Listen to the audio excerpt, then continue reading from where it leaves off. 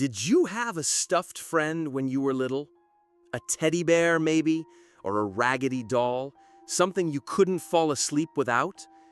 I had one. His name was Benny. He wasn't new even then. His fur was rubbed thin, patched with crooked stitches from Mom's needle. One ear drooped. One button eye shined brighter than the other. He smelled faintly of soap and cedar closets, and I loved him. I carried him everywhere, on car rides, through the grocery store, even into the bathtub. At night, I'd press my cheek against his fuzzy head, feel the rough little bumps of his stitching, and breathe in that faint, clean laundry scent. That was safety. My hand around his paw, the quilt tucked tight, and Benny's button eyes keeping watch. When you're 5 years old, that's all you need to believe nothing bad can happen. But the things that make us feel safe as children are sometimes the only thing standing between us and the dark. Sometimes the things we hold for safety are the only reason we survive. I learned that one summer when my parents took me to stay at my grandparents' old farmhouse. The place was ancient, wooden walls darkened with age, floors that moaned if you walked too quickly, stair steps that complained like tired bones. Even the doors seemed to swell and shrink with the weather, never quite fitting their frames. We arrived absurdly late. The air outside was heavy, and the windows glowed pale with moonlight. My parents moved quietly, carrying bags, their words blurred with exhaustion. I remember cocoa with a marshmallow melting on top, sweet and warm against the cool night. Then my mom scooped me up and carried me upstairs. Each stair groaned under her steps, sharp in the silence. My small arms tightened around Benny, and I buried my face in his worn fur, the creaks chasing us into the dark. At the top, Mom pushed open the door to the spare room. She laid me in the huge iron bed, tucked the quilt to my chin, kissed my forehead, and whispered goodnight. The room smelled of dust and old wood. The wallpaper roses were faded, gray in the moonlight. The closet sat against the far wall, its heavy wooden doors never quite shut. I hugged Benny and let myself sink. I don't know how long I slept before it happened.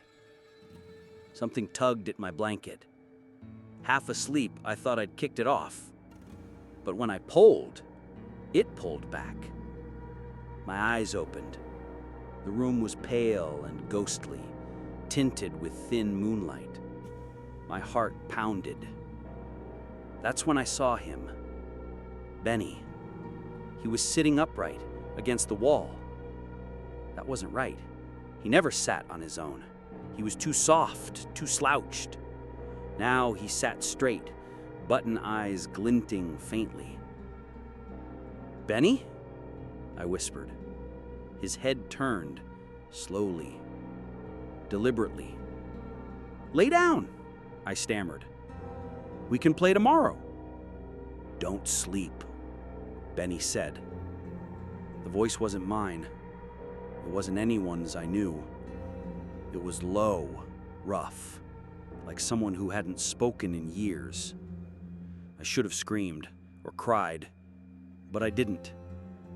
Kids don't always know when it's time to be afraid. Benny stood. His stubby legs held him up. His little paws reached toward me, and for one frozen moment I thought he might grab me. Instead, he pressed a paw to my shoulder, steady, like a parent's guiding hand. "Please," he said, "don't fall asleep." My throat was tight. I forced out, "Why?" He tilted his head toward the closet. It stood at the far wall, heavy doors barely closed. thin seam of darkness cut between them. Not ordinary darkness, denser, waiting. "He wants to take you," Benny said. I couldn't breathe, my eyes fixed on that seam. The dark didn't move, but it felt aware, like someone just out of sight. Is he there now? Yes. Is he watching me? Yes. Will he come out? Not while you're awake. The room felt colder. I clutched Benny tight, pressing my face into his fur. He smelled stronger of soap now, sharper, like he'd just been washed. "I don't want him to take me," I whimpered. "I won't let him." Then he promised. So I sat up the whole night with my teddy bear, our eyes locked on that narrow seam. The farmhouse creaked and sighed. The windows rattled in the wind. The floor ticked like a giant finger, counting the hours. At last, morning arrived. Thin gray light filled the window. Kitchen sounds drifted up, pans, chairs, the low hum of a radio. The bedroom door opened. My mother froze. "Ethan," she whispered. "Honey, you're white as a sheet." My father came in behind her, hair sticking up. Cool hands pressed against my forehead. Words circled me. Tired, long drive, maybe a fever. I tried to explain about the closet, about Benny's warning, but the words tangled. My mother stroked my cheek, her thumb brushing away my fear like it was nothing. They gave me water. They shut the closet doors with a firm click. And I stayed silent, holding Benny, knowing dreams don't leave seams of darkness behind. That morning after the first night, my parents didn't believe a word I said. They thought I was sick, overtired, imagining things. They shut the closet tight, gave me water, promised everything was fine. But kids know when something's real, and dreams don't leave seams of darkness behind. When evening came, the farmhouse pressed in around me. The air was heavy with dust. The floor sighed at every step. The quilt felt like stone. The closet sat at the far wall. Doors pulled shut, but I couldn't look away. Benny lay under my arm. I clutched him so tightly my fingers hurt. Then his voice came again. "He's still there." It was soft, rough, like the fabric itself had learned how to speak. "Is he awake?" I whispered. "Not yet, but soon." The words chilled me. I pressed my cheek into his worn fur. "I'm scared, Benny." "I know," he said. "Don't sleep." I tried. God, I tried. But fear makes you tired. The longer I forced my eyes open, the heavier they became.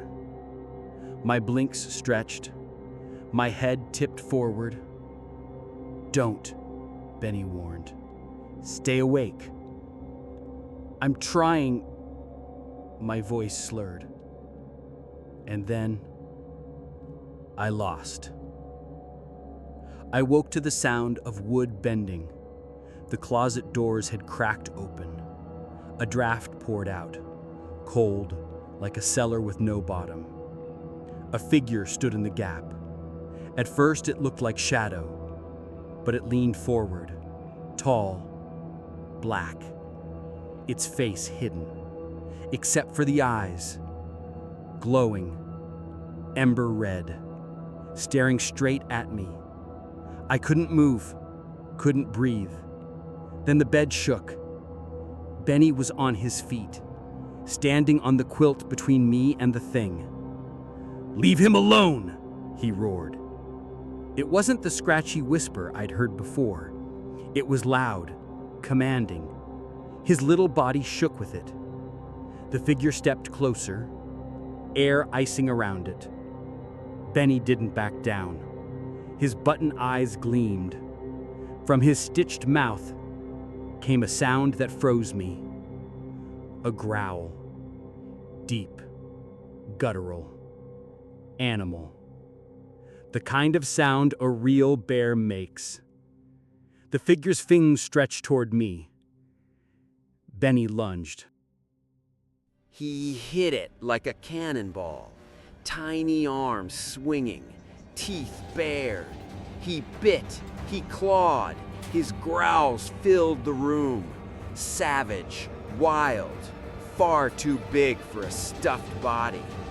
The thing hissed, recoiling, trying to fling him off. And then his voice changed. Not animal now, but human, strong, familiar. The kind of voice I'd heard blasting from the TV late at night when Dad let me stay up to watch action movies with him. Mom never knew. If she had, she'd have scolded us both. But Dad said, every boy needs a hero sometimes. That was what Benny sounded like now. Get back, he barked, voice sharp, steady, like a battle-hardened soldier. You're not taking this kid. My jaw dropped. I knew that rhythm, that crack like gunfire. I'd heard it in those films, the heroes who fought impossible odds. Benny sounded just like them. The figure staggered. Benny scratched, tore, bit. He moved with impossible speed, as if seams and stuffing hid the strength of a real bear. Stay behind me, Ethan, he shouted. Don't look at him, look at me. I obeyed, eyes locked on Benny. He was fierce, unstoppable, like a storm trapped in a toy. His growls rolled through the room. His shouts ricocheted like thunder. The thing shrieked, a high, wet sound, like steam tearing metal. Its arms swung, catching Benny mid-leap. My bear tumbled across the quilt, rolled, sprang up again with a roar. Come on, he yelled. You want him? You go through me. The figure reached, claws closing around Benny's body.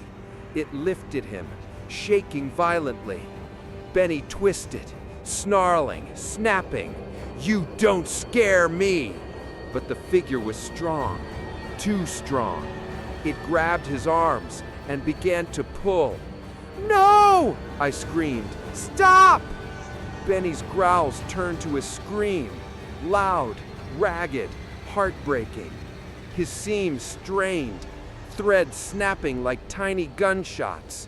Stuffing spilled in white tufts. Still, he fought, even as his fabric tore.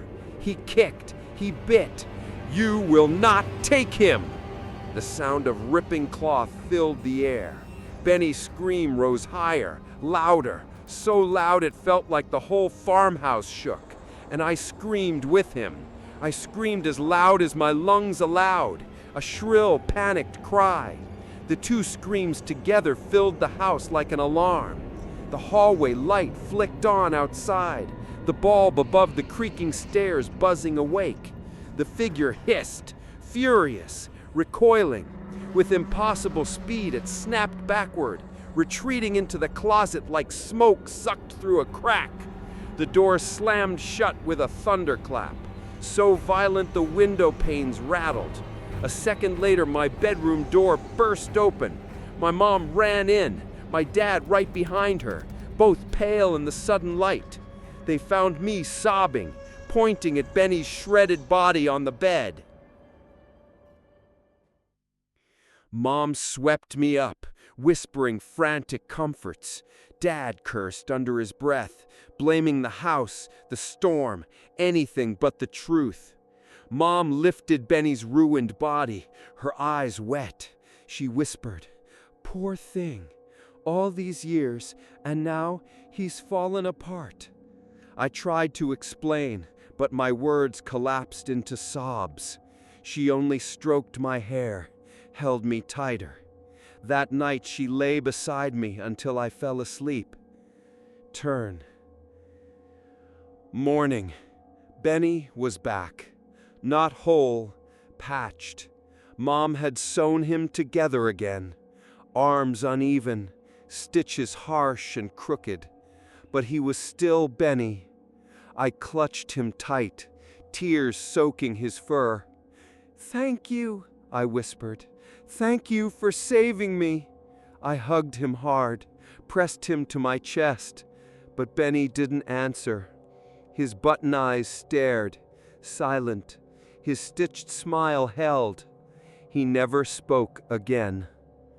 Turn. We left the farmhouse soon after. A week later, news came the house had burned to the ground.